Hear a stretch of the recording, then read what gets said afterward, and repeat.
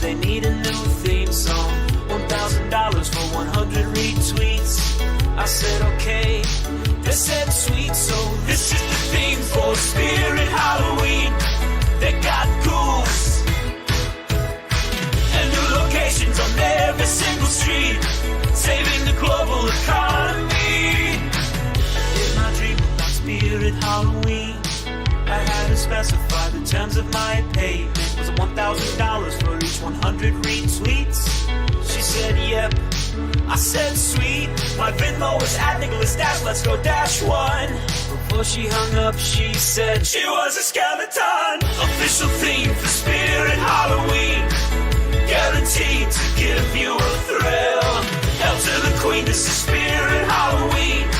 Haunting the buildings of every business Jeff Bezos killed. Jeff Bezos murdered Barnes and Noble. Jeff Bezos murdered Sears. Jeff Bezos murdered Toys R Us, but Halloween is almost here. Jeff Bezos murdered Barnes and Noble. Jeff Bezos murdered Sears. Jeff Bezos murdered Toys R Us, but Spirit Halloween is here.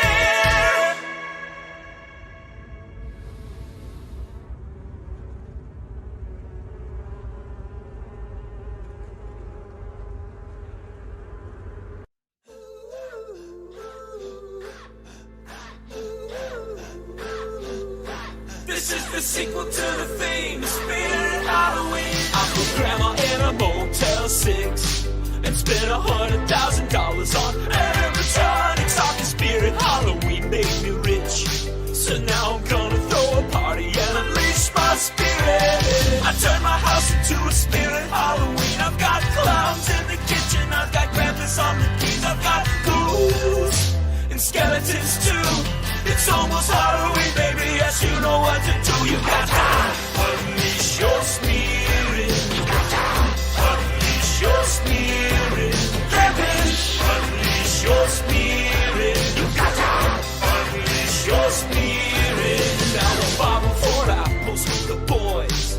I got swingers in the other room making all kinds of noise. I got headless helper bringing me hors d'oeuvres. I keep forgetting Scarecrow's in the corner and he's getting on my nerves. My house is possessed by Spirit Halloween. I threw out all the smoke alarms and installed fog machines. I had a dream, and my dream came true. It's almost Halloween, I think you know what to do. You gotta unleash your spirit. You gotta unleash your spirit. Scarecrow, unleash your spirit. You gotta unleash your spirit. Who invited this guy to my house? You aren't supposed to be here, I need you to get out. You're ruining my party, you've disrupted my song. You've turned my friends against me, you're unbearably strong. My house is haunted by Spirit Halloween. They locked me in my basement and no one can hear me scream. I had a dream, but I didn't think it through. Could someone call my grandma? I think she know what to do. Could someone please go get my grandma? Could someone go get my grandma? Help me go get my grandma. Please go get my grandma. Grandma's right. Your prophecy is true. The men in the tunnels are coming and hell on earth is nigh. An event of apocalyptic, cataclysmic proportions will take place 1 week from today. Unless you receive 5 million.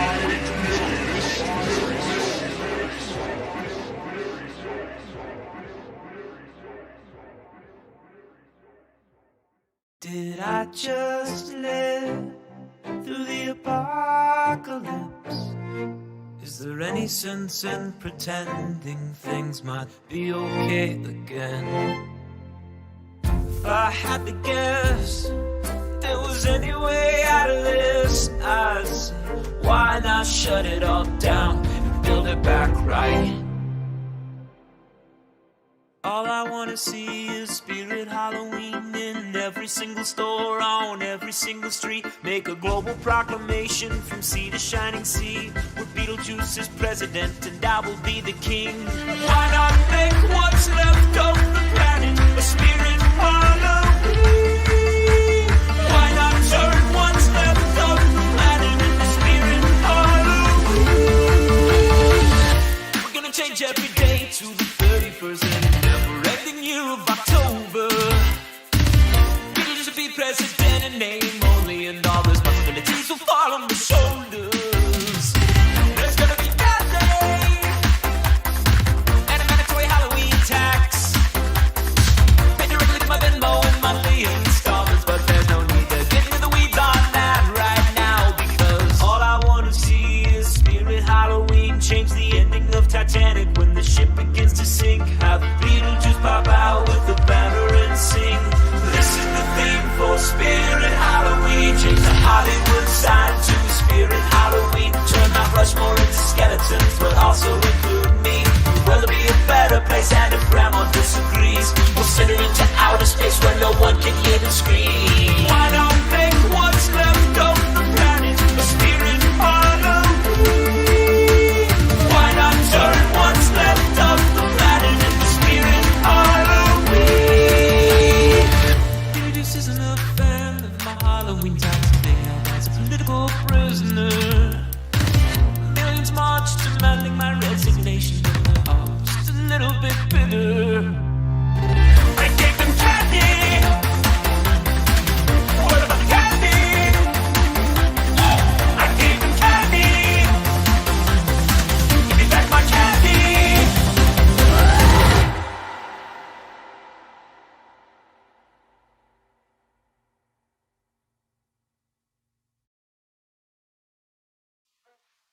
Hello. Hi. Hey, good to have Thanks you for here. having me, guys. No Crowd problem. goes wild. Mhm. There he is, Nick LUTSKO himself, the man behind the musical magic, Yes. and clearly, as you can see, the Webby Award winner. Yeah. Can you see my Webby? Yeah, that's amazing. Did that come in like a giant wooden box that was delivered by a bunch of people so that it was very secure? It was delivered in a wooden box. It wasn't as big as you would think. It was about 7 pounds. It said so right on the box. I wasn't invited to the ceremony to get it in person, so they mailed it directly to me, which is fine. I'm going to be giving my acceptance speech on the road at these upcoming shows. So, yeah, I don't know if you guys know a lot about the Webbies. No. I know it's been around a very long time. Like it's the original internet. Like it's pre social media, pre YouTube. Right. Yeah, we So were always, I know they have like 100 something categories now. we Well, were that's not always necessarily snubbed by the true. streamies, so we were aware of that one. It's essentially it's a lot like the Olympics. It happens once every 4 years, Oh, it's 4 years. and they only give one. So this is the first place award for Best Webby. I won I best entertainer, best songwriter, filmmaker. I did a film called Gremlins 3: Dawn of Desmond. This is essentially Best Webby for best Gremlins film of the past 4 years. And another interesting thing is it's the first Webby award since the pandemic happened. And as a lot of you know, the pandemic kind of killed the film industry for a minute. The television industry was shut down. Vinyl plants were closed. Broadway was shut down. So in a lot of ways, this is an EGOT because the web was the last man standing. The web stood tall in the face of adversity. So a lot of people are comparing this to like a Nobel Peace Prize more so than just your typical internet award or however you'd put it. So Yeah, that's it's a tremendous accomplishment. Congratulations. thank you. Yeah, really exciting. And your So music definitely helped. I know personally, me, and I'm sure a lot of people through the pandemic, as one of the only production companies that was active. The Nick LUTSKO production company was cranking out tunes and videos, keeping people busy and occupied. So that was great. Let's start with that actually, because I mean, I'm pretty sure your pandemic era Twitter videos was like when I really got turned on to your stuff. But then after the fact, I realized that I had been listening. I'd seen a bunch of your stuff you'd done with Super Deluxe, where you'd done sort of like I don't even know what you would call that. You were doing like songs based on things people said, but turning them into songs and dubbing over their voices. It's It's kind of hard to explain. You just have to see it. Yeah, it was a weird kind of thing, like, because, like, I guess it kind of occupied a similar space as, like, Auto-Tune the News. Yeah. Only I wasn't using the audio. I was kind of, like, I was trying to, like, usually, mimic another artist or something. Like, for, like, the most popular one was the indie folk Alex Jones song, and that one was very derivative of, like, Bon Iver's first album. And it was just the idea of taking this guy's very loud, angry rants and putting it against some of the softest, prettiest music. So I was really trying to, like, rather than trying to channel Alex Jones, I was trying to channel my best Bon Iver and just using his rants as the lyrical source material. So you did a bunch of these videos for SourceFed. A lot of great Emo Trump, Super Deluxe. or it's not Super Deluxe. Sorry, Yeah. You're thinking of another failed. I get my company. failed media startups mixed up. There's so many at this point. What did you call it? SourceFed was another. Okay, yeah. But yeah, you did like a bunch of those. There was a really good one was the Eminem in the style of Talking Heads. That was Thank you. That was a banger. But that was a fun one. That was towards the end. Yeah. There was a bunch of Trump emo songs that were perfect. You covered a lot of genres, and I don't know. I based on your you have a wiki, not a Wikipedia, but some wiki profile that I found. It said that you studied commercial music in college. Is that correct? I did, and I'll get back to that. But how do you get on Wikipedia? I'd love to have Wikipedia. I always hear it's so easy. No, it used to be easy. They're very picky now. Just like Twitter verification, it used to be an open door. Anyone could walk in. Now it's just one of the many ways I've been persecuted. Yeah, exactly. You are a persecuted man. Yeah, exactly. But yeah, I went to school for commercial songwriting, and what a random thing to go to school for. And I actually got that job at Super Deluxe by tweeting it. Vic Berger and Tim Heidecker, they were doing an election special. They did 2 election specials in 2016 they went to the RNC and DNC, and I tweeted an unsolicited theme song for the RNC special they did. And they ended up using it as like the official theme song, and that was of course produced by Super Deluxe. So that kind of got my foot in the door. And it's funny looking back because I never had any like comedic aspirations. I of course loved like Vic and Tim and, dozens of other comedians and, comedic musicians, whatever. But it wasn't something that I was pursuing. I was just trying to make a living through like performing, writing, producing, whatever, however I could. And when they used those songs as like the theme songs, I basically said I kind of strive to be a little bit of like a musical chameleon, and I like to. I don't know if this was necessarily true, but I kind of pitched myself of like I can kind of fake my way through any genre that you guys might be into, and we kind of started pitching ideas back and forth. And it was my producer that reached out one day and was like, "Trump's tweets have been especially emo today. Do you think you could turn it into like an early 2000s Blink-182?" esque song? And like I went through a major Blink-182 phase in elementary school, middle school. I had the Tom DeLonge Fender Stratocaster, so I like dusted that thing off and recorded this song in like 12 hours, and it did pretty well. And then we did a couple more of those, and then I kind of pitched the idea of taking the speeches, so there was like a video element rather than just tweets. And so that started with Trump's speeches, which was like insane because I'd never done any sort of like legitimate video editing. Like I took some classes in high school, but I really was not competent. And I was working in iMovie, like a 2012 version of iMovie.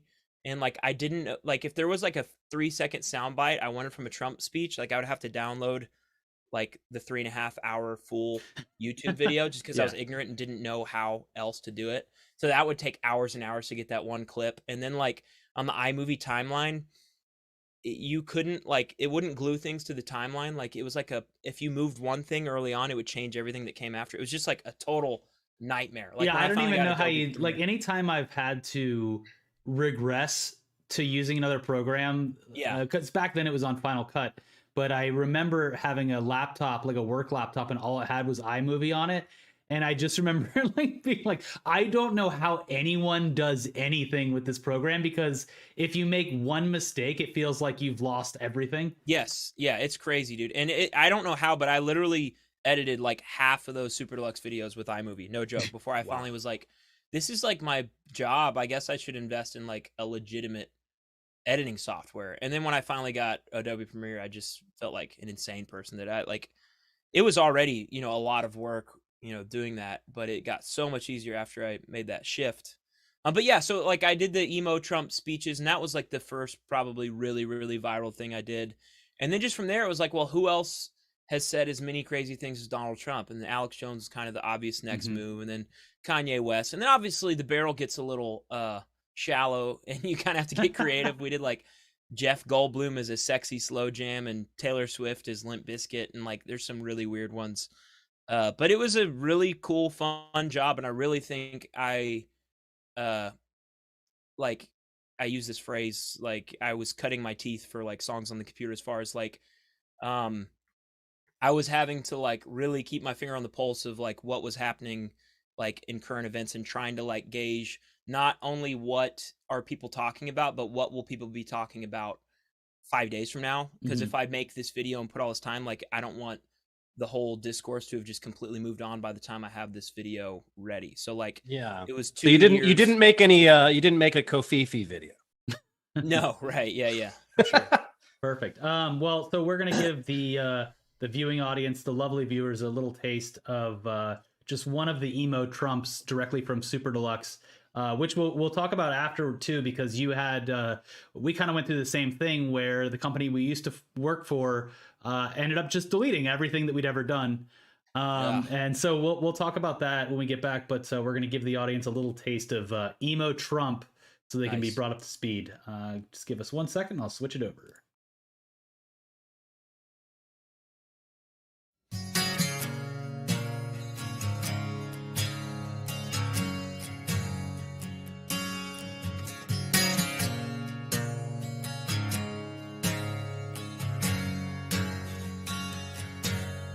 I am being viciously attacked with lies and smears. I think it's a disgrace, and I say that, and I say that. They're making me out to be a very mean, bad kind of a guy, and that's not me. What the hell is going on? They're sneaky, dirty rats. Really not a bad person, by the way.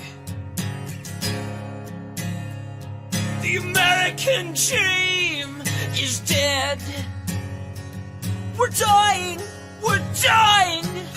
I've never said I'm a perfect person, nor pretended to be someone that I'm not. Anyone who knows me knows these words don't reflect who I am. The media is so dishonest and so corrupt, and the pile-on is so amazing. The whole thing is one big fix. One big fix. It's one big ugly lie. It's one big fix. The press can't write the kind of things they write, which are lies, lies, lies. Stories of fabrications and false. They write lies, they write false stories. They know they're false, it makes no difference. And frankly, our country is going to hell. I've always been thin-skinned, the tone is such hatred. I've been thin-skinned from day one. The tone is such hatred. I don't have thin skin, I have very strong, very thick skin. And I don't call it thin-skinned, I'm angry. I'm very angry. What do you have to lose by trying, Trump? What do you have to lose? Your schools are no good. You have no jobs. 58% of your youth is unemployed. What the hell do you have to lose?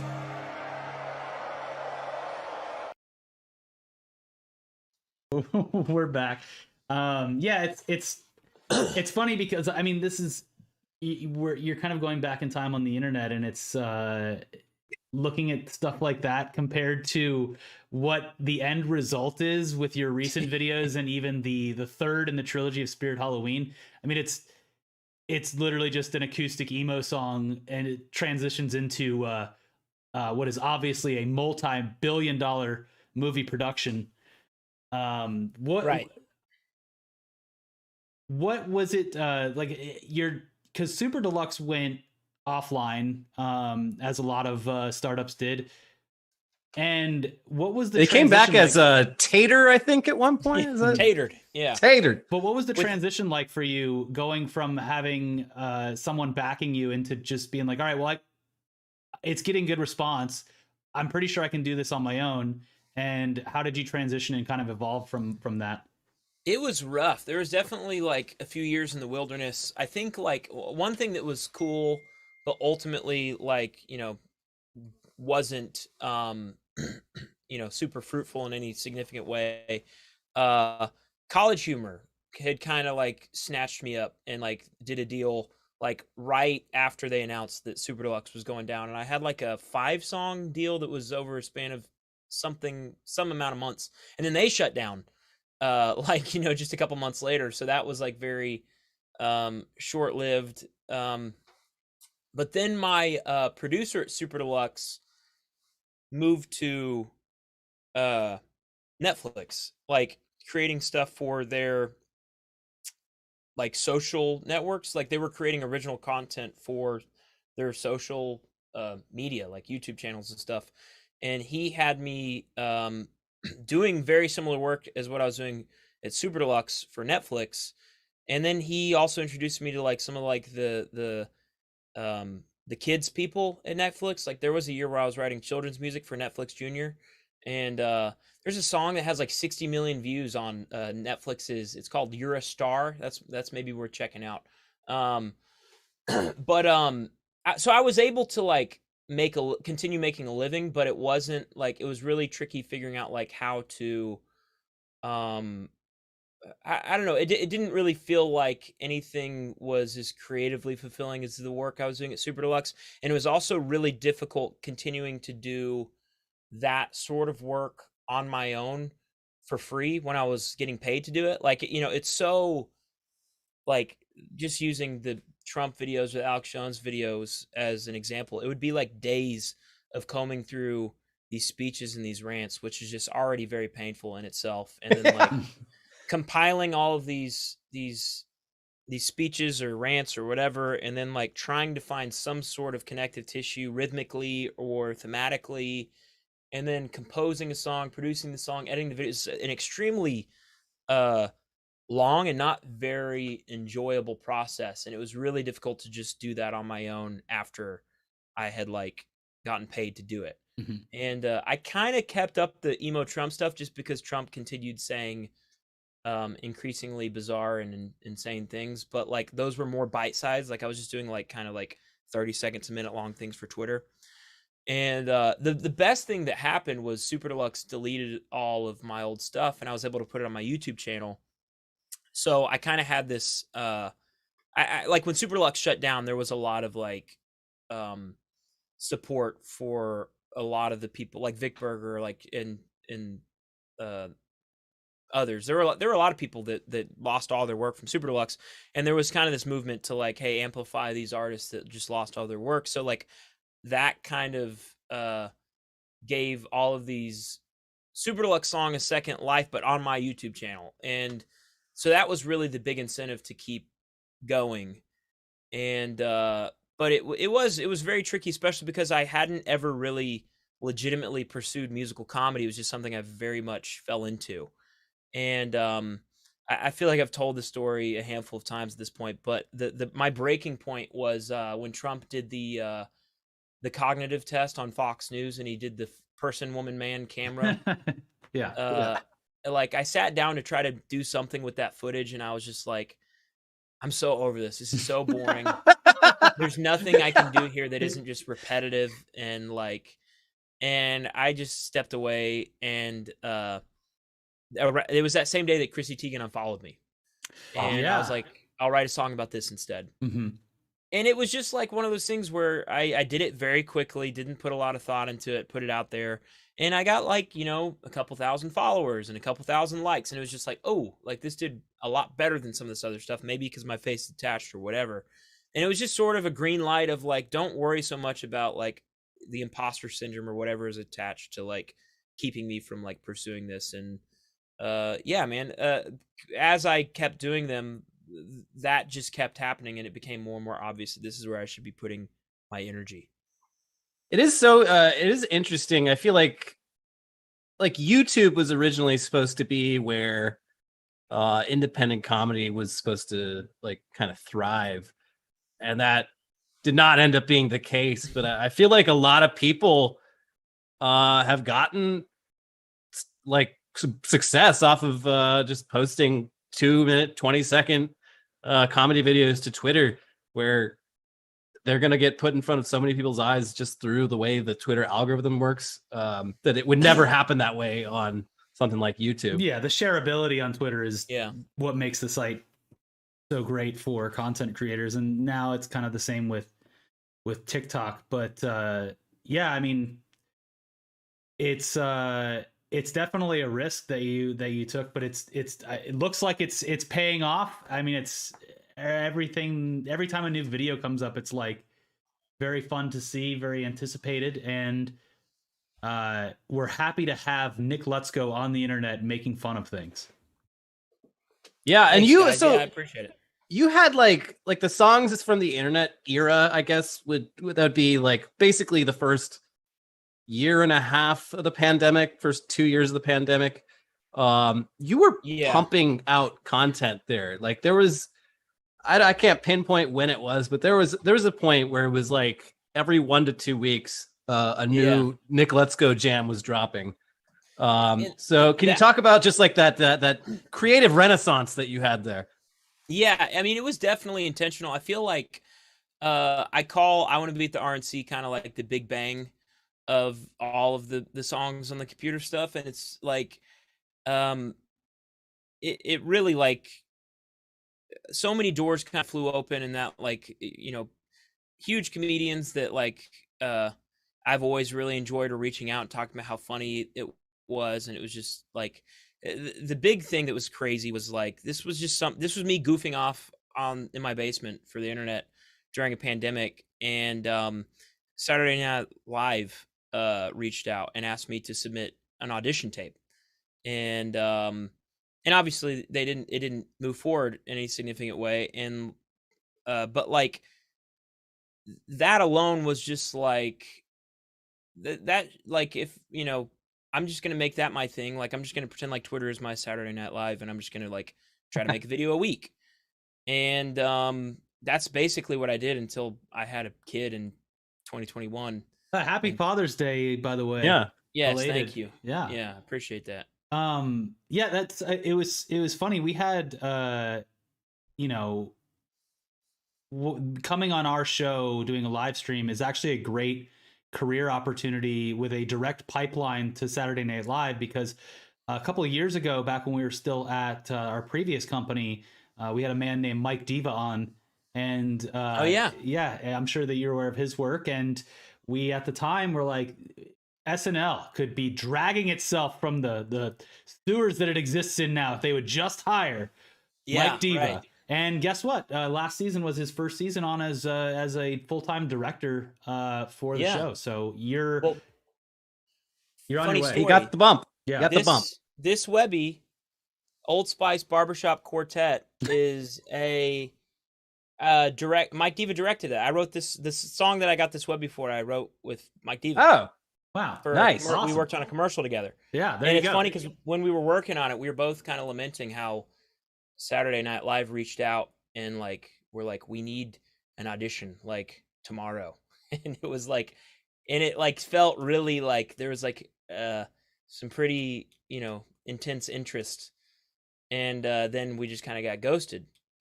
But then lo and behold, a few months later he got the call.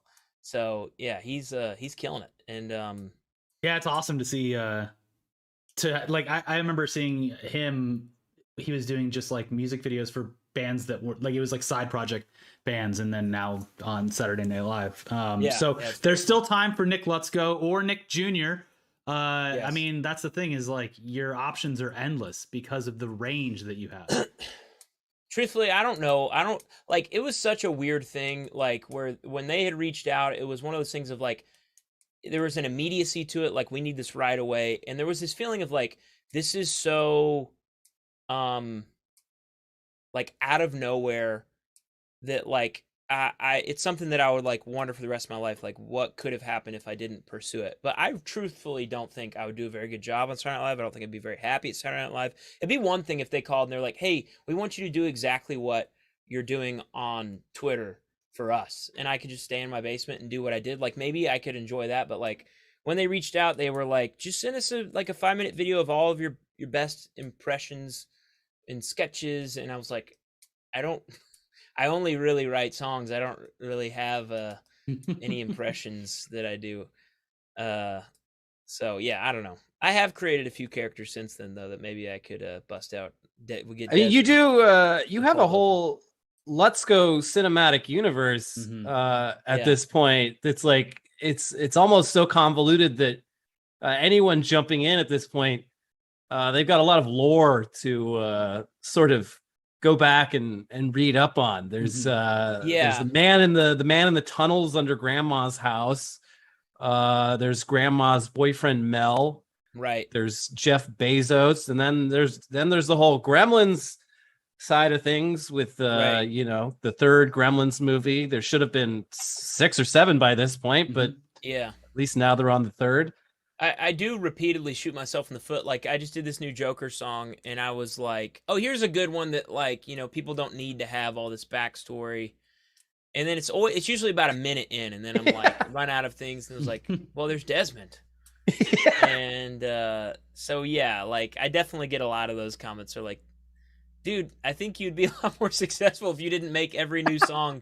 There's like a prerequisite of needing to watch 30 other songs to like, I think understand what you're talking about. I think CGI Desmond in Joker makeup is funny even without any context as to what it is. It's funny because I'm a Persecuted Man. I did see a lot of people saying, like, because that might be one of the, as I was writing, I kind of recognized, like, I don't know if there's anyone that will appreciate this that isn't like really in tune with what I'm doing. Well, it's good to have songs for the super fans. Yeah, exactly. Yeah. But there were people that like, I don't understand what a single line is in reference to, and I'm still really, and I like to kind of try to look at it from that lens of like, I have no clue what any of these references are to, but that kind of just makes it funnier. Like, it's just like, this person is just full blown, psychotic. I show your videos to a lot of people, and I'd say it's about 50-50. They either really like it or they seem to like it, but they're more confused than anything. Like, what the fuck did you just show me? Yeah, right. That makes sense. Yeah. But yeah, no, it's good the to same have thing like with my family members. It's good to have the songs like Persecuted, because then like the hardcore fans are like, it's like almost like a B-side or a rarity for artists you follow. Like, I'm sure that the LUTSKO heads out there, that's their favorite. Maybe it's because a lot of people don't get the references, but they can seem a lot cooler by really enjoying that specifically. It's a great point. Yeah. So you have to put out those kind of songs. The deep cuts. Should we play that one now so that we confuse the audience, and then we'll get back and have Nick explain it? Or Persecuted Man? Yeah. Okay. All yeah, right, let's play that. It's a good one. And we'll be back. 1 second. I tried to get Twitter verified. They denied my request in 120 seconds. I tried to politely invite Dan Bongino to my show, but he won't address my message. I try to do what's right for the Gremlin franchise every day of my life. And what do I get in return? Burned. I am a persecuted man. Christopher Lloyd, how dare you? I am a persecuted man. I thought you were my brother, but you're just like all the others. I am a persecuted man. Christopher Lloyd, how can you do this to me? I am a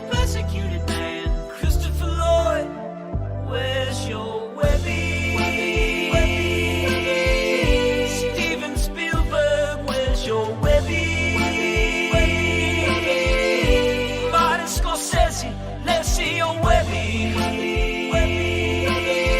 Who's laughing now? Lord, where's your Webby? Who's laughing now? Dan, where's your Webby?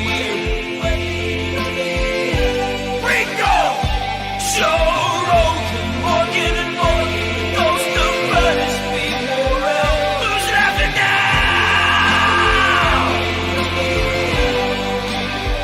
Who's laughing now?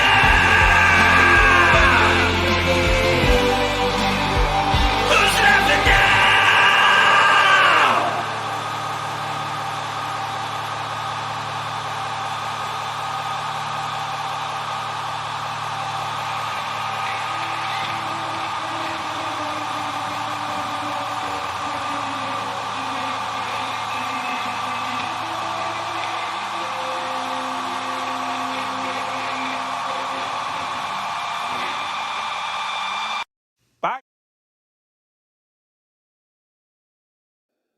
We're back now. Awesome, amazing stuff. Thank you, guys. What? So, just based on that, I mean, there's a million songs we could talk about, but I want to know the writing process. I think you kind of touched on it earlier a little bit, based when it was just on, tweets or pre-existing footage, but doing something that's almost wholly original. Where it is wholly original outside of like mentioning Spirit Halloween or a Webby. What's the songwriting process like for you? Yeah, so like, I mean, with songs on the computer in general, it's usually like I look at like what I have going on, and like these days it was different when I started because I didn't have a baby yet, but like I am the primary caretaker 2 to 3 days a week, and my mom and mother-in-law help out. So like the days that I don't have the baby are my days to create. And it's like, if I usually like, I have like Monday, Tuesday back to back, my mom will watch them, my mother-in-law will watch the baby. So it's like, okay, if I can get like bitten by some kind of inspiration bug on Monday morning, I can have a video out by like Tuesday afternoon. And with that one in particular, I think the like the main catalyst, like the one moment was that was a real thing where I applied for Twitter verification, and like 2 minutes later I got an email that was like, you've been denied. And I love and that 2 minutes later. Yeah. we spent a lot of time reviewing this. Yeah, we've really we thought hard about it. Literally the amount of time, like they probably did one mouse wheel scroll, and they were just boop. That's the thing though, is like you would assume that obviously we have no idea what goes on behind the scenes at Twitter, but you would assume that they could look at your analytics and be like, here's a person who's creating original content, video content, the kind of content that we are begging for on our app. Yeah. And he's providing it, and it's getting massive amounts of views, and just like someone's just hitting no on a bunch of things throughout the day, and yours just popped up at that time. And that I don't know what it is. I applied like a long time ago when it was still somewhat open, and it's like they have all this criteria, and like I feel like you, especially, you'd hit all that because like you've been referenced in other media. Like there's every Halloween, right. And you know you've had all sorts of like major publications online talk about your work. You've been hosted on across different platforms and whatnot. Like it's like I feel like that would qualify. You've received a Webby. Like come on. Yeah, that's the annoying part. So like at least tell me what's keeping me from this. Like I'm matching your criteria. So anyways, yeah, that like, but like, there's obviously like a moment of just kind of like, what, are you kidding me? And like, it is comical how quickly it was. So that's like the first kernel of like, maybe there's something there. And then when I really dissect it, it's like, well, this, version of myself is habitually persecuted. Mm-hmm. He's persecuted by Dan Bongino, by receiving the cold shoulder, by my repeated attempts, for him to be my dad. He's been persecuted by Spirit Halloween. They cast Christopher Lloyd as me in the new Spirit Halloween film. Wow, that's a snub. They could have. That is a snub because like the whole. I mean, they hosted parts 2 and 3, right? Like they were all about it. It's been a very loving, great relationship up until I received the news. And it'd be one thing if they cast, I don't know, Harry Styles or Timothy Chalamet or Tom Holland or whoever, but Which you Christopher Lloyd doesn't. resemble all three of them, by the way. I think Right. more attractive, but very close as far as casting direction is concerned. I appreciate it. I just feel like Christopher Lloyd is the wrong look, wrong demographic. Yeah. I feel like he doesn't have the same kind of sex appeal, sexual energy that I bring to Spirit Halloween. Not at all. And for them to just totally bypass me and cast him as me is a slap in the face to me. So, and then obviously there's Gremlins 3. I made a whole Gremlin film. It's the #1 film on YouTube. You can check it out, Gremlins 3: Dawn of Desmond. And Steven Spielberg doesn't acknowledge, Joe Dante doesn't acknowledge, and there's the Irishman theme song that I wrote that was denied by Martin Scorsese. Unlike the Irishman theme song is the perfect length, 15 seconds. Right, exactly. Yeah. When you look back, I mean, it's been a couple of years now. People remember the Irishman theme song. They don't remember the Irishman. The Irishman theme song is more culturally important than the film itself, and Martin Scorsese knows that, and I think that's a big part of the reason why this cabal tries to stifle my Twitter verification, my interaction in the Spirit Halloween film, my involvement in Saturday Night Live, and the list just goes on and gets longer and longer every day, it feels, and it's a shame. I want to talk about Spirit Halloween specifically because I feel like the story of that is kind of the story of when you go from, kind of going viral with the RNC stuff after Super Deluxe, and then you're kind of doing it on your own, and then Spirit Halloween hits, and I feel like that one just blew up so massively, and then you got in contact with Spirit Halloween themselves, who apparently loved it. Yeah, so the funny thing about that is I actually, SNL had reached out and they wanted me to submit a tape, and for whatever reason, I went to Spirit Halloween and shot. I attempted to, it didn't work out, but I tried to do my whole audition tape at Spirit Halloween, where I kept getting interrupted by the animatronics and scared by the animatronics. And it just didn't work. I couldn't get him to go off when I needed him to, and people were looking at me like an insane person. But I had all this footage of me getting scared by Spirit Halloween animatronics, so that's how I was like, maybe I could write a theme song for this company. And so yeah, I did. I wrote it, and it was the next morning. I got they sent me a fairly large sum of money on Venmo. They did ask that I don't disclose the exact amount. It wasn't. They owe me $100,000 if they were agreeing to the terms of the song. Yeah, $1,000 per 100 retweets. Mm-hmm. Significantly under that number. But they sent me the Venmo with a fairly large sum of money and said, "Get in touch. We want to do something else." And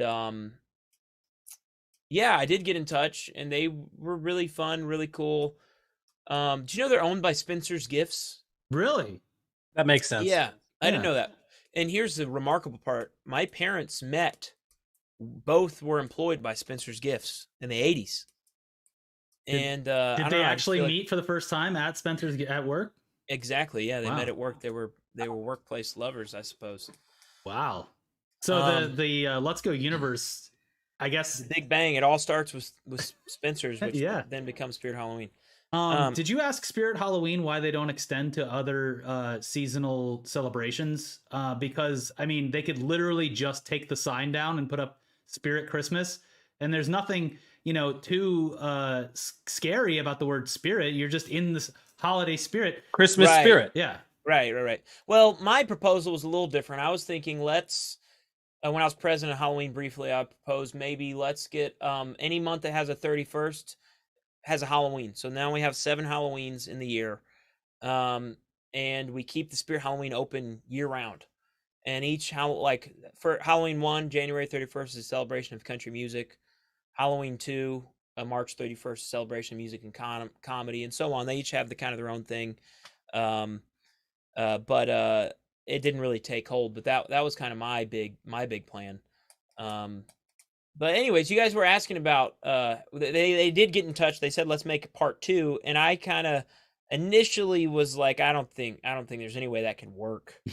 But then I had the idea of a party, a Halloween party. They kind of pitched me like, we're talking about, it was I forget what the angle was, but it was something about wanting to like let people know that they can still have fun even though we're like isolated and like celebrating Halloween by yourself. And then I got the idea of me by myself in my house with just a bunch of Spirit Halloween animatronics. And that was kind of where the origins of that began. And were you a local celebrity at the Spirit Halloween where you picked up all of the stuff? Because this was already after the first song had come out, and then you show up with what I assume is a hefty budget for animatronics. What was the reaction on the ground level at your local Spirit Halloween? It was really funny because they did acknowledge that they recognized me and they knew the song, but they didn't seem too impressed. It was just like, yeah, we know. Yeah, go ahead. You're good. It's the guy, the songwriting guy. Pretty cool. Yeah.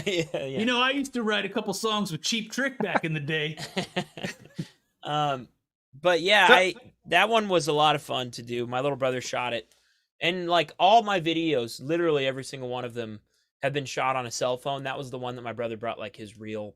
He's a videographer. He makes short films and hopes to make features one day. So that one had a little bit of a bump in the production value until they reached out. They said they wanted to do something last year, and my whole thing was it needs to be different.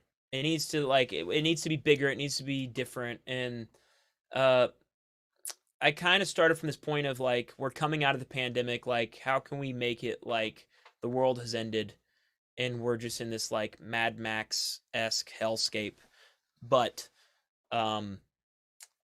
Spirit Halloween is like this oasis on the horizon that like makes everything okay again.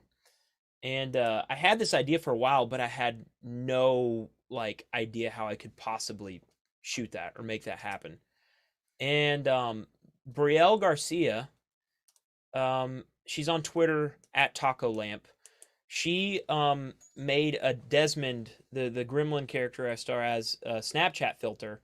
And she had just done kind of in the same way I was doing unsolicited work for Vic and Tim. She started doing unsolicited stuff for me, and it was just, all of it was brilliant. So I reached out to her to kind of pitch this idea and see what her thoughts were on it. And she basically said, like, if she sent me some app that kind of got like I'm an idiot when it comes to like technology, so I don't know how any of this works. But basically I shot in my garage and I had to drop these pins all over the room that kind of like measured the depth of the room or whatever.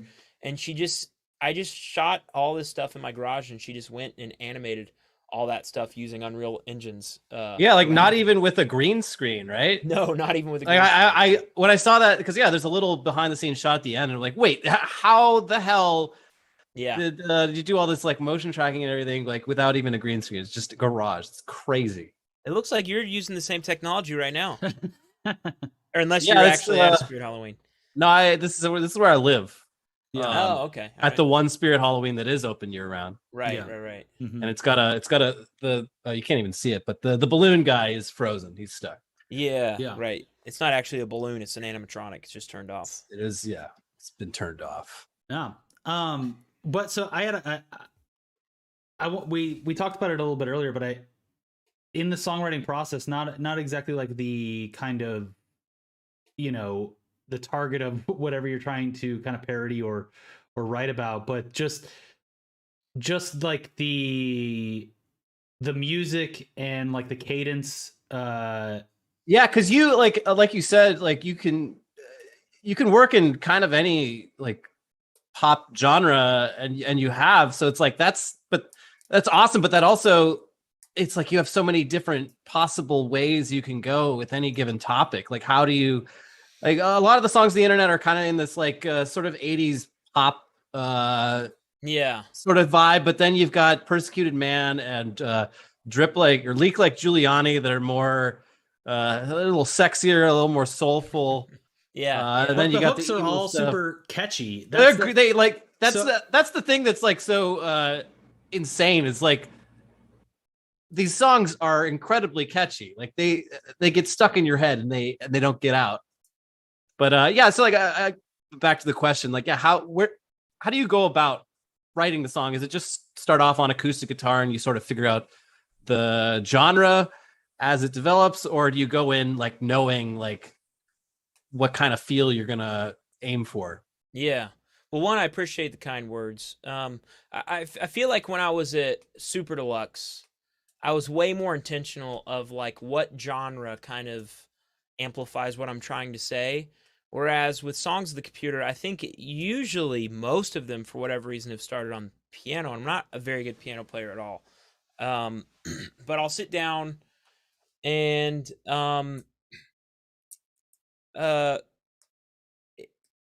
I do think that because I didn't ever really pursue comedy, like outside of what I was doing for Super Deluxe, which was really just sort of a day job, like I always address all of these as like catchy, strong songs first. Like I want to make sure that like the melodies are I don't know.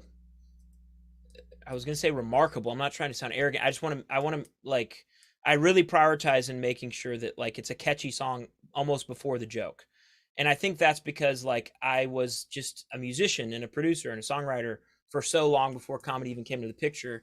And I think that I've learned, because I have that attention to detail, that the comedy is enhanced because of it.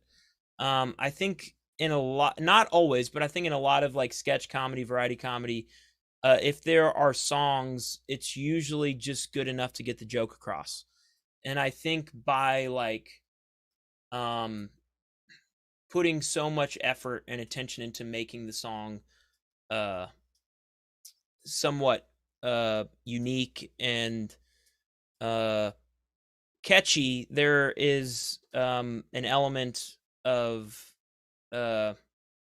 I don't know why I'm losing my train of thought. But, no, it's okay. I think I think I know what you mean. Yeah. Like it does enhance it a lot. Like I mean, I'm a big fan of like Flight of the Conchords, and I feel like they have a kind of similar thing going where it's like it's funny, but you can tell these guys like legitimately they know music, they understand songwriting and hooks and whatnot, right. and it elevates it. Right, yeah, for sure. And I think as far as like you were talking about how the Songs Computer kind of have a similar stylistic sound, I think honestly I've learned what sounds good working quickly when I'm not able to bring in like a drummer and a bassist. Like I have like decent electronic drum sounds, decent bass sounds, or like synth bass sounds. Mhm.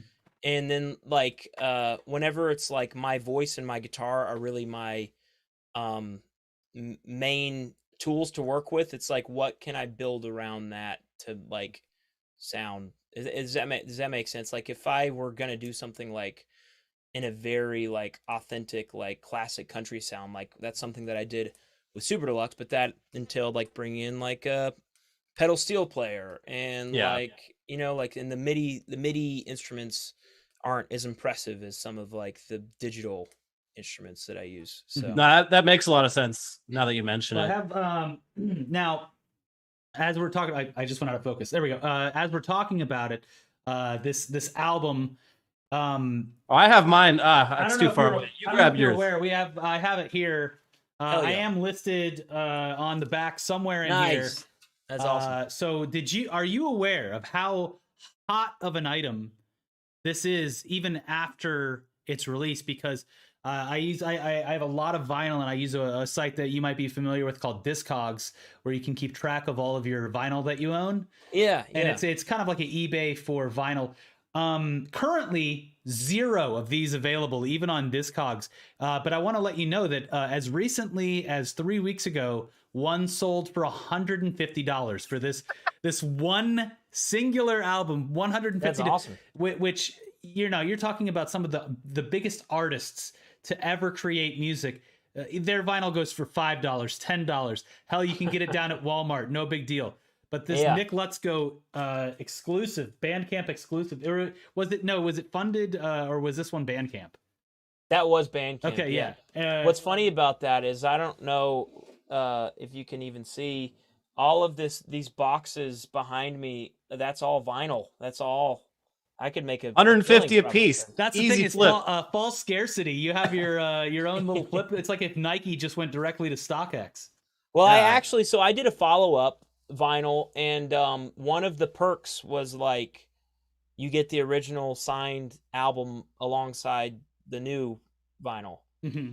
And it's gotten held up multiple times, but hopefully that's going to be shipping out soon. But Sorry look if how I beautiful messed this up thing my is. that looks great, dude. Yeah, Bandcamp does a really, really good job with their vinyl. I did think it was funny because, like, just like with Elliot saying, you know, he'll show friends videos and stuff like that.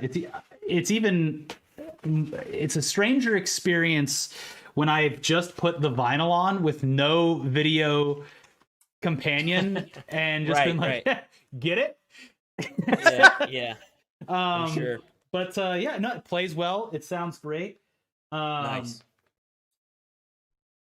Sorry, I'm just making sure it's in pristine condition so that it maintains its value and its. Yeah. Wouldn't Nice. want to mess that up. But so my next question is about something that you worked on very recently, and I think the main, obviously at this point, when I'm looking forward to a hot new Nick LUTSKO track, I already know it's going to be good. You've already set that stage for me. But what I am very interested about is how quick of a turnaround the Joker 2 musical number was, because Yeah, dude, that was crazy. That, like, I mean, I don't know that it was less than 48 hours. It felt like it was like we got the news that Joker 2 was a musical, and then boom, it wasn't even song that drops. It was that, but then it was like the Lady Gaga news.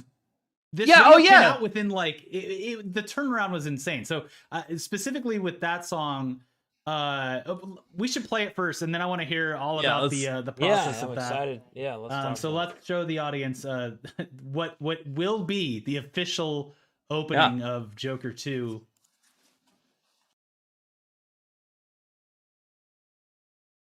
I used to think that life was a joke. I used to think that life was just clowning around. Either Batman beats my ass or I dance in the town. And I grow tired of the same old routine. And Gaga was the star of the screen.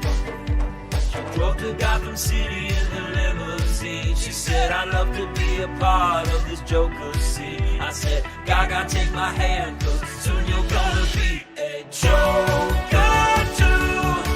We'll make the #1 film in the USA. We'll call it Joker 2. We'll be laughing and dancing all the through our day. Ha ha ha ha ha ha.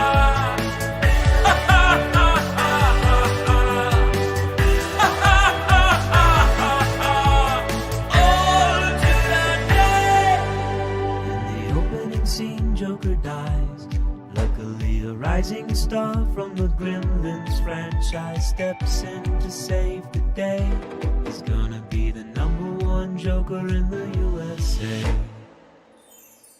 Yup, Desmond is a Joker too. Him and Lady Gaga gonna make it rain. Joker too. They'll be making baby Jokers all the through our day, singing ha ha ha ha ha ha. Ha ha ha ha ha ha. Ha ha ha ha ha ha. Ha ha ha ha ha ha. Singing ha ha ha ha ha ha. Ha ha ha ha ha ha. Ha ha ha ha ha ha. All through the day.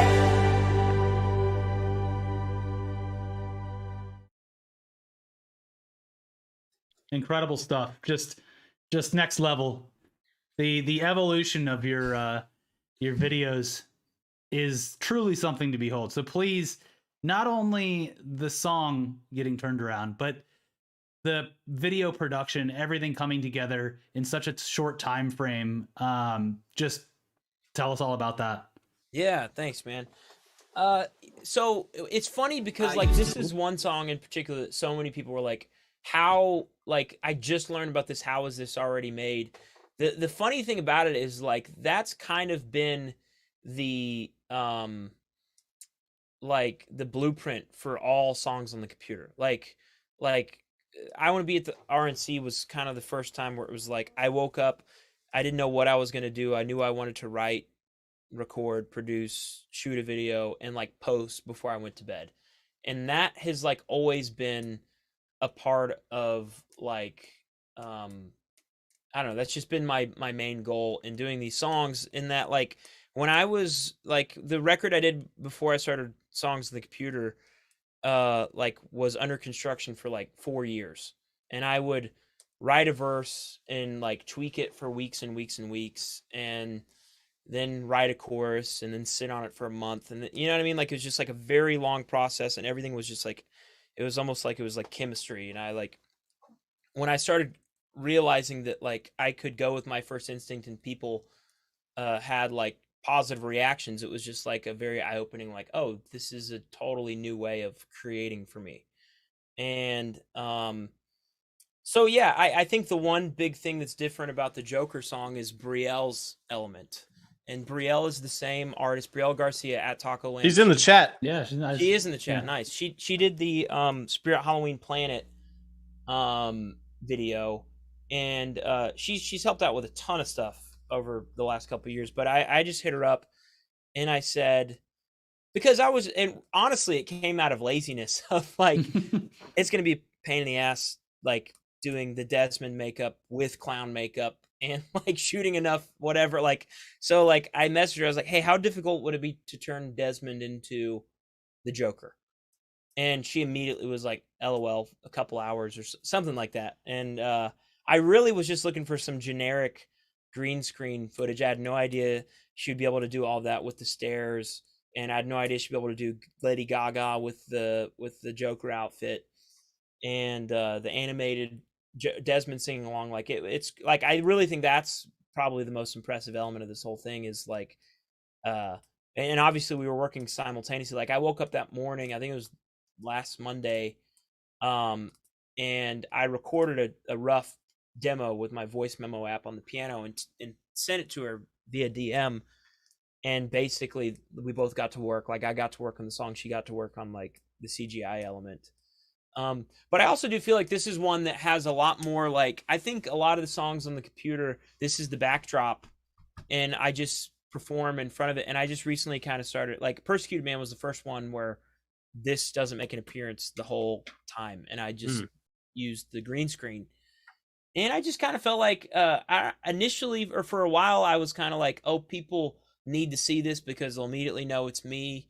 And then I had a couple songs that didn't do as well as, you know, and it was like, well, why not just like, you know, throw some stuff at the wall and try some new stuff. And so I've been playing around with the green screen, which is a different vibe, but I've been having a lot of fun with that. And I think maybe people, that's another element of it that people it differentiates from the past stuff I've done, that makes it feel like maybe it's a little more produced than it is. It's like more produced, but it still has that, like, it's a weird mix between like polished and still like chaotically shitty. Yes, for sure. In like a weird way. Like one of my strongest, like I genuinely am very bad and very messy and don't know what I'm doing still with video editing, and like I use that as to my benefit. You know what I mean? Like it's like, it seems like this character also would be all of those things. So like, and I'm working so fast, sometimes the lyrics have typos in it, and it's like, well, it makes sense that this guy wouldn't know how to spell anything. So it's this thing that's like, I really am that dumb, but it also seems like it's an in-character thing that kind of works to my advantage. I do have a question about those the early videos. So this is, you're in your basement right now? This is your studio? As I always thought you were in a sauna for like the first couple of videos. Probably because you were like just profusely sweating. Like was the sweat just something that happened because of like it was just hot, or was it a creative choice? It was a creative choice. I feel like RNC was the first song where I brought in like the sweatiness element.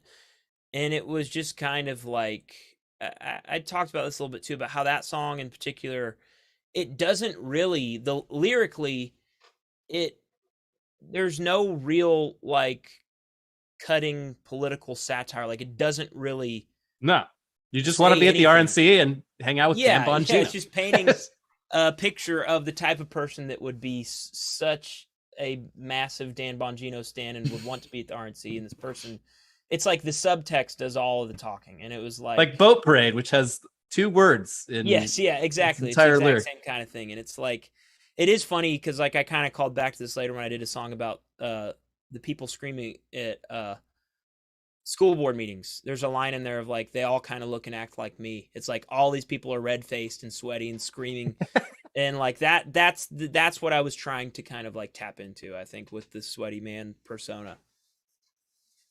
Okay, yeah, I just always have wondered. It's like, I love Yeah. the sweat, but why? Is it real? Is it just sprayed on for effect? Yeah. Well, so grandma's basement, is this just you walking around in different areas of where you live and just turning them into their own scenes?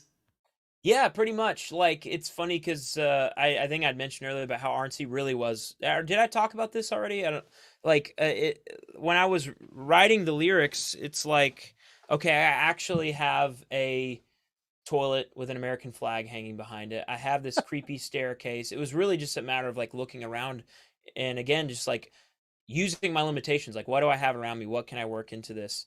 And then yeah, I really have like weird tunnels and that lead to like another part of the house in the basement. And then it was so like, yeah, it's like obviously I've kind of exhausted all of the strange components of this house at this point, but that was a big part of it, is just working with what is here. Well, I do have to say that song, I mean, the original, obviously a bop, but the Redux version, the more reprise? drawn out, the more like Yeah. that one, I would wake up and like have it in my head. It was like a total like just earworm.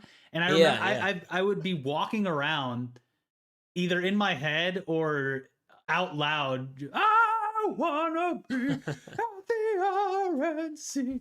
The Redux version, I highly suggest if anyone watching has only seen the first version, you have to watch the extended cut, because if you thought the first was emotional, I mean, you're in for a real treat.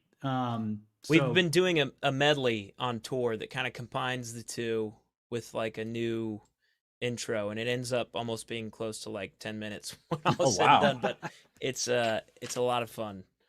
And of course, speaking of the tour, Great segue. yes, a perfect segue. What is it like seeing Nick LUTSKO live? What can people expect? Where are you touring? And yeah, just take it away. Yeah, we're leaving this weekend. We go to Nashville, Tennessee this Saturday. Then we're in Saturday we're going to be at a venue called Exit Inn in Nashville, and then we're going to New York City at the Bowery Ballroom, and that's Wednesday, June 29th, and then we'll be in Washington D.C. July 3rd at the Union Stage, the eve of our nation's founding. In time. Yeah, right on time. Exactly. Have you guys heard I'm going to be debating Joe Biden? Oh yeah, of course. Yeah, we're all looking forward to it. We were actually worried about that because I just want to make sure it's still on, because Joe Biden took a serious spill on his bicycle this weekend. Yeah. Was that intentional? Was he trying to get out of the debate, or that, what's going on I am with a that? little worried that might be it, but I don't know if you guys are. Yeah, like when's the last time you read the United States Constitution? It's actually every day. Well, I keep it right here in my back pocket. I have a pocket version of it. Then you guys know that it's written in the Constitution that if a sitting president does not attend a debate that is instigated by a U.S. citizen, that citizen automatically becomes a new president. So if That's Biden doesn't awesome come, loophole. Right? Yeah, and it's weird how not a lot of people have taken advantage of that. But it's like when you get a speeding Biden, ticket and the cop doesn't show up, you're free to go and you become the mayor. Yeah, they give you a gun. They both come from the same chapter of the Constitution, I'm pretty sure. But Yeah, so I'm going to be debating Biden, and he will. I think he may try to use that as an excuse to reschedule, maybe. But it's already booked. We're already going to be there, so I will not reschedule. And he knows if he doesn't show, I will become the new president. So I am 120% certain that he will be there, and I will wipe the floor with him, metaphorically. And I do believe that he will resign in shame the next morning, if not. I mean, you've already got presidential experience as president of an international body known as Halloween. Yep. Right. So president's actually kind of a step down in a lot of ways. Yeah, in a lot of ways, but it's just someone needs to, we need to get things back on track. And I just feel it seems like I'm the only one willing to rise to the occasion, take one for the team. And when are you coming to Los Angeles? For we are working on it. We would love to come as soon as possible. It's difficult getting all the way out there from well, Chattanooga, yeah, especially Tennessee, with the heat now. You have to go through the band. desert, and it's a whole I know ordeal. it's a lot. But yeah, you'll be the first to know. Exactly. We're very much looking forward to it. So you're after DC. Where are you going? We're going home. We're gonna plan the next move. Yeah. Okay. Well, I mean, I may be moving to the White House the next day. I might be staying in DC. It's but, all tentative after that. Right. So we'll have to see. So I've seen you have a really good music video for your pre songs from the internet music career. You have a music video that was shot on a previous or at a previous show. Yeah. Very high production value, but it's all real footage from a real Nick LUTSKO live show, and it's it looks it's a pretty insane show you had there in that video. Is looks like about 10 people in the band, a lot of puppets and costumed characters, and a real circus like production. So is this next tour going to be anything like that? Yeah, so that was a show we did on Halloween night, or the weekend before Halloween, in our hometown. I'm going to show it. I just have to mute it really quick. I'm going to show the video while you're talking. I'm just going to have to mute it when it pops up. But yeah, there we go. Now you can talk about it. Go ahead. Okay, yeah. So we went all out, like reaching out to like local like sideshow performers and local like dancers and choreographers, and yeah, we had some like giant puppets and costumes, and it really wanted to. It was my album release for my my album Swords, and that record kind of has a sideshow theme running through it, so that was kind of what we were drawing from. But yeah, my band used to go by the Gimmicks, and they were a band of these puppet-like creatures. I was a huge fan of like Dark Crystal and the Labyrinth and Jim Henson growing up, and I was kind of trying to channel some of that. And then when I started doing songs on the computer, the puppet backing band was a little bit of a hat on top of like the songs on the computer. And we actually do have Greasy Rick on the bass there. He still is in the band. He's the one, but some of the other guys in the band, like Cowboy John, we were kind of, it's almost like now we're an absurd version, as if it weren't absurd already, but like the Village People. We have our Cowboy from the #1 hit on country radio, and we have Gen Z Asa, who is channeling the RNC version of myself, and it's just a little more coherent with the latest batch of songs. Mm-hmm. Still very high energy. We had Brielle Garcia, who did all of the Desmond CGI for Joker 2 and the Spirit Halloween Planet. She did a lot of visuals for the upcoming shows that we're excited about, and yeah, it's really difficult to try to take that show we did in our hometown on the road. It's like you guys, I'm sure you guys know about how difficult it is traveling more than 5 people with all the equipment across the country and not trying to lose all of your money. That's why so you how need many to do people off Broadway first, and then of course on to Broadway. When can we expect Nick LUTSKO the musical? Because then you're set in one place. You can keep it residency. Cool. Yeah, residency. Like Britney. Yeah. Well, yeah, Las Vegas. Yeah. I would do it if the Tonys called and said if it were a guarantee that I would receive a Tony. If they would call me and say, "Listen, we'll give you the Tony if you do this," I would do it for sure. Because I am working on the WeGot. Even though I had already mentioned that the EGOT, the Webby is already a form of EGOT. So right. The EGOT is a little bit obsolete, but it would be nice to kind of rub that in the fat cat's face if I could just get the full WeGot. So for the shows outside Chattanooga, how many band members on stage? We have Greasy Rick on the bass guitar and backing vocals and keys. We have Cowboy John on saxophone, alto saxophone, bari saxophone, and xylophone and keys. We have Adam Brown on the drums, and he also operates like some electronics and loop station. And then we have Asa Williams, Gen Z Asa, we call him, on the trumpet. Okay, so it's you got several jacks of all trades. Oh yeah, up there. A lot of multi-instrumentalists. Able to play any song that you throw at them. So is it going to be like how much of this is going to be songs from the computer, and how much of it is going to be from your previous albums? List, but give us an idea of what people can expect. You know, like, I really genuinely wrestled with this an awful lot when we first booked these shows, because it was like, okay, we have all these newfound people that weren't, you know, in tune with what I was doing pre-pandemic, and it's like, are people just going to be like, you know, running for the beer stand or the bathroom, like, anytime we play any of the non-comedy stuff? But at the same time, it's weird because, like, on YouTube, obviously, and on Twitter, the comedy stuff is a lot more popular. But if you go on my Spotify, the non-comedic stuff is, like, exponentially more popular. So, like, it's trying to figure out, like, what is going to be a good... So it's fairly balanced between the two.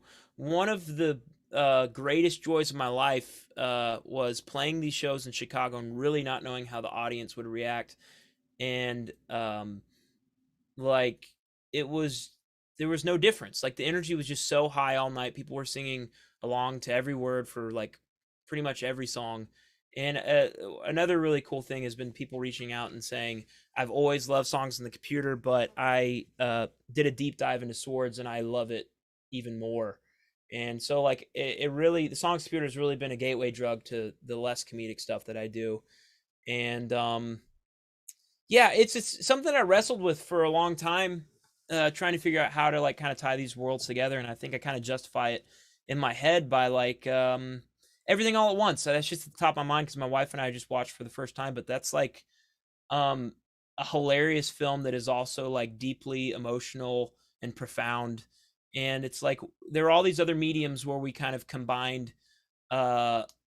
these very different genres. And I don't think that's, at least I can't really think of many people that have done that with music. So it does feel a little bit like we're in uncharted territory trying to combine these two worlds. But, you know, we've only done the shows, we did 2 shows in Chicago, and they couldn't have gone better as far as, you know, crowd interaction and how much people seem to be into it. So I'm very optimistic about where things will go from here, just because of how fun those were.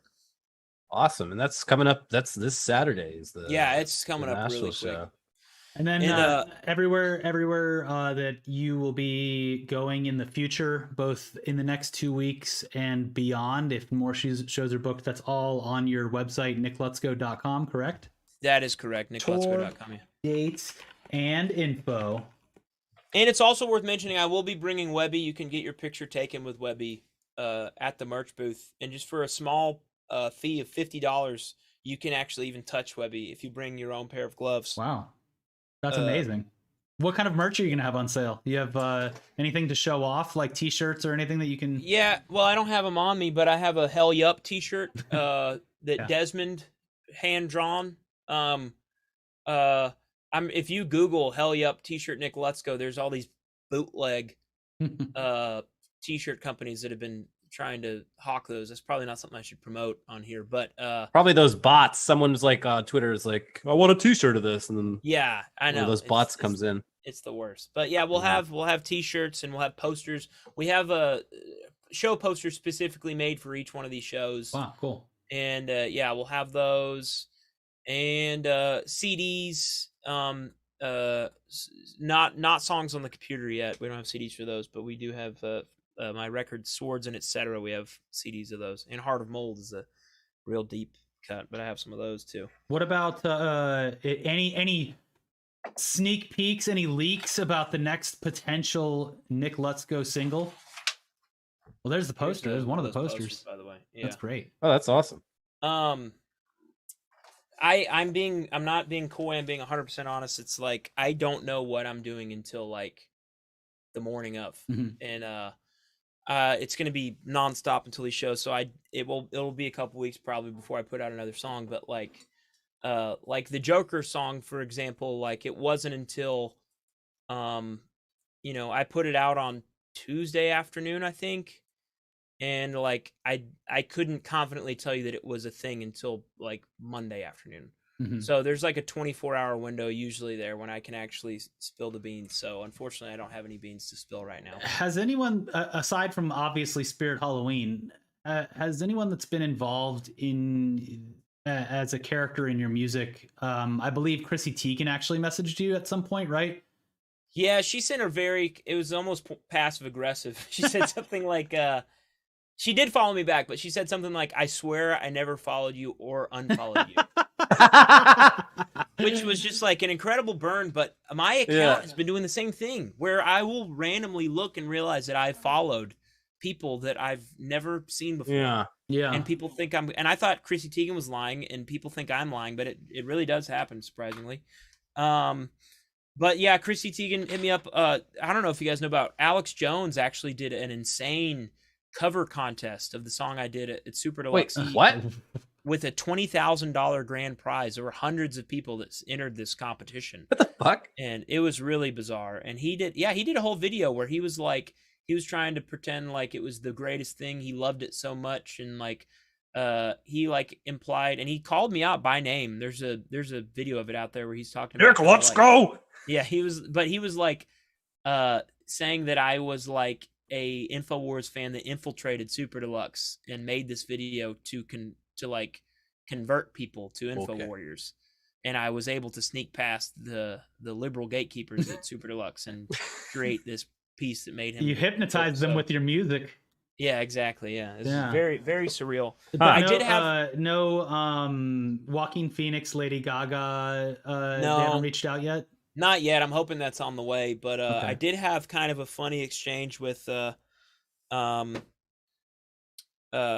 not directly, but Dan Bongino actually. It's just funny because it's been a year and a half at this point. But I did this video inviting him to my show from New York in New York City.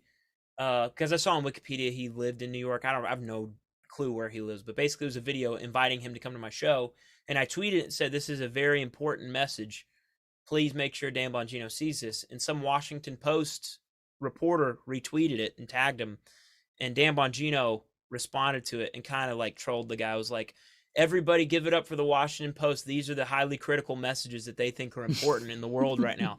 Basically, a very long-winded roundabout way of saying he did see the video, but he will not address. That's where the line, I politely invite Dan Bongino to my show, but he won't address the message. So that one's, not as fun. But I did get a message from Joe Dante. He said he enjoyed Where Did the Gremlins Go? Wait, really? Wow. Yeah. And then I asked him to do a cameo in Gremlins 3, and he ignored me.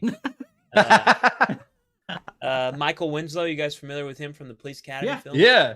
Apparently he did a voice in Gremlins, and he's a pretty big fan, which is cool. Oh, that's awesome. He's wanting to collab. I'm trying to figure out something we could. That'd be crazy because he's done a bunch of like solo music stuff. That's like kind of insane. Like he'll cover like Hendrix and Zeppelin like with just his mouth, and it's shockingly good. Not to get too personal here, but I've had a lot of issues with my saxophone player, Cowboy John. I've made it very clear that if there are any more issues, we will replace him with Michael Winslow on the tour, and he can do all the saxophone sounds with his mouth, probably. Mm-hmm. Yeah. I don't know if he's available, but if things continue down the track that they're currently on, it's highly likely that Michael Winslow will be a member of the $100,000. Yeah, it's a lot less gear to haul, too. Exactly. Those alto saxophones take up a lot of van. Right. And the Barry sax. Yeah, and the xylophone, and the keyboards. I bet he could do all those sounds. He says his Twitter bio literally says 10,000 sounds and counting. So I can't wait for that. Sounds. Maybe that's the leak. Maybe that's the leak. Yeah. Yeah, we can all look forward to that. Maybe not next week or the week after, but in 3 weeks there'll be a new song with Michael Winslow. It'll happen. He seems like a good dude. He wants to do something. but I'm trying to mentally go through the list of songs and see if there's anyone else that has had any sort of correspondence. Well, I think the most exciting thing is just going to be whenever Lady Gaga reaches out for a duet for the actual movie. And I think what the only thing that could enhance your songs more, as I'm thinking about them in my head as I'm listening to them, is basically remixed with a full orchestra once you get the budget from Warner Brothers. That would be cool. Yeah. While they're in the studio, hey, while you guys are here and you have all the instruments, Right. why not do some redos of some of my previous work. Yeah, that is at the top of the list. Whenever Peter Gabriel did that recently, where he went back and did all his biggest hits with a full orchestra. That's going to be top of my list whenever people wisen up and they give me the proper amount of money that I deserve. Lady Gaga, I'm fairly certain that her contract is under negotiation. As soon as they finalize those negotiations, she will be releasing her own version of Joker 2. So definitely keep your eyes peeled for that. All right, well, Very awesome. exciting. Again, tour dates all coming up very soon. Potentially more after that. Why don't you hit our audience with the tour dates once again, the ones that are just upcoming? Yeah, this Saturday, Nashville, Tennessee, June 25th at the Exit Inn. Next Wednesday at the Bowery Ballroom in New York City. And then next Sunday, the eve of our nation's founding in our nation's capital, Washington, D.C., Union Stage, where I'll be debating Joe Biden.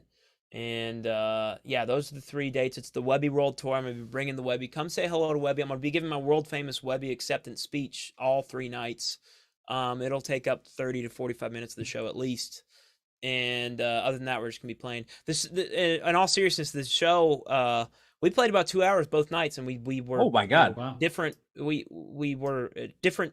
We played most of the same stuff, but we try to do a few songs different each night. So people are going to be following you around like the Grateful Dead and Fish because they know that it's going to be different every single night. So you're never going to get the same. Exactly. What do you call your fans? Oh, frick. I don't know. Like Deadheads, or I don't know what they call Fish fans, but I guess Parrot we should heads. figure that All right, out by now. Parrot Heads is Parrot heads is Jimmy Buffett. Jimmy That's Buffett. Buffett. Yeah. Although Mel did have the rare parrots, and there were decapitated parrot heads all over Grandma's basement at one point, so that it is relevant a little bit. Well, I'm sure that the community, it wouldn't be great if you came up with the name, so the community will have to. They'll have to. Yeah, get exactly. That's a good point. Yeah, it shouldn't be on me.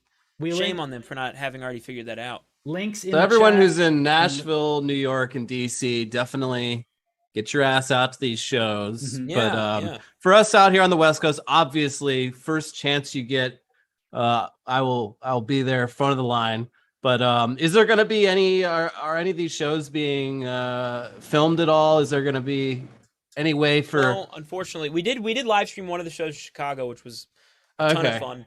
I'm seeing some suggestions in the chat that the fans should be called Gremlins.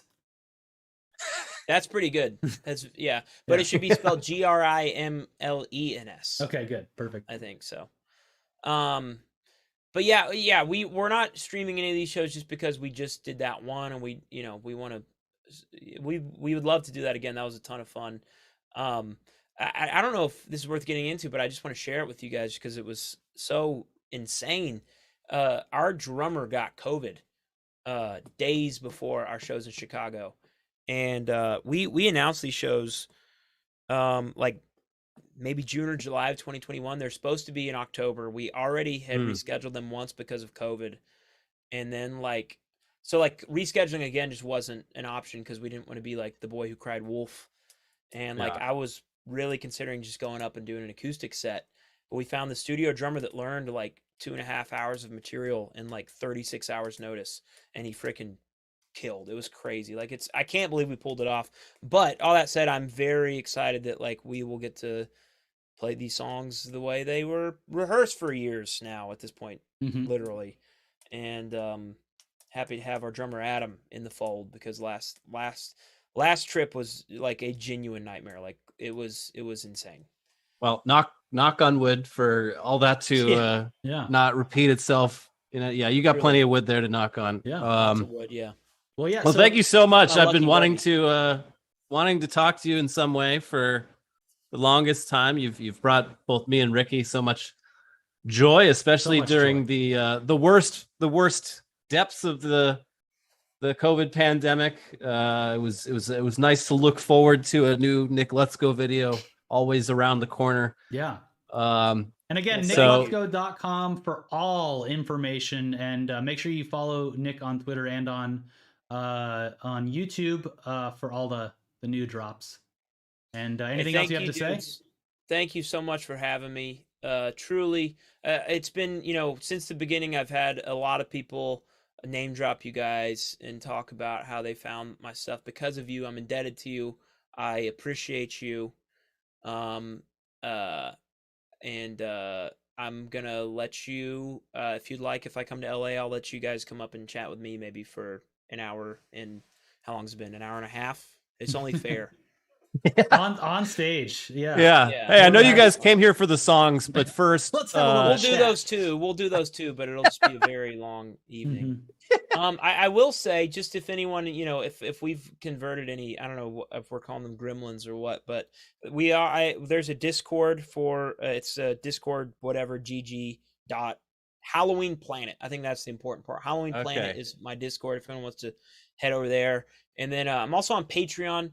Patreon.com/Nick LUTSKO. The one interesting thing that we're doing there is I've mentioned earlier how there's 7 Halloweens a year, and we do these Zoom parties where we just hang out for like 3 hours and play music and talk to people. And we're hopefully going to be having my inauguration at the next Halloween party. If everything goes well in DC, and then Desmond's going to pop up at the next one, and then I think we're going to be playing my album Swords in its entirety. So lots of fun stuff, and there's all kinds of other cool stuff like stems and instrumentals and nice. Well, great stuff. Awesome. Well, thank you so much for joining us. I'm going to leave the stream on with my favorite song, and I think one that is like just the perfect outro, and that is the reprised version of RNC.